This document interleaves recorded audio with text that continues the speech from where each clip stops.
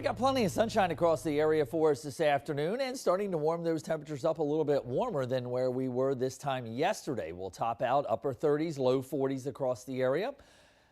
Still running about 15 degrees below average, but again, a tad bit warmer than where we were this time yesterday. Tonight, though, those winds start to pick up out of that northwesterly direction. That's going to bring the colder air in and make it kind of gusty along the coast, back down into the lower 20s and even below freezing on the beaches. So we're watching out here along the west coast. This is where some of that energy that's going to eventually generate that storm system is coming from. It's just getting in across the Rockies and the Pacific Northwest now and just going to start to get sampled by our upper air weather balloons. And from here on out, the next couple days, you're really going to see a refinement as far as the forecast is concerned.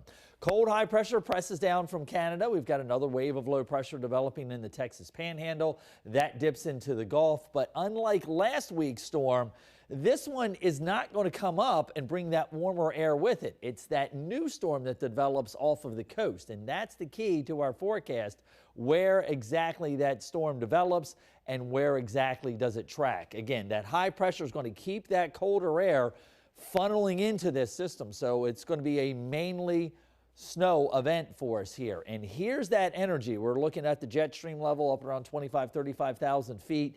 This is kind of a pocket of cold air. How that interacts with the upper level trough that's going to be digging down from Hudson Bay. And that's all going to generate that storm off of the coast for us here and pull that colder air into the storm itself. So that's part of the reason why we saw if you joined me earlier in the show, the wide range as far as the forecasted snowfall amounts here. One model, the European, less than 2 inches. The other one, almost 15 inches.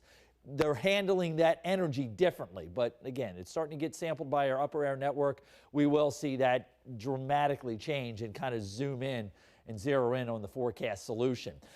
They call nor'easters winters hurricanes, and that's what we're going to be looking at here. You can see the model picking up on where that low is. Look at some of those wind gusts in the overnight hours Saturday into Sunday, and I think that's when the heart of this system is going to be really impacting us, and then those gusty northwesterly winds kicking in on the back side of it. So that's going to start to move some water and create some issues there along the coastal areas, and then eventually as we go into Monday, as that storm system pulls away, those winds will start to decrease. So it's not going to be only just the snow forecast, it's going to be those strong gusty winds during the snow that is going to have some issues for us here. So weather alert days for Saturday and Sunday, things calm down but get nowhere near normal even as we go into the middle of next week.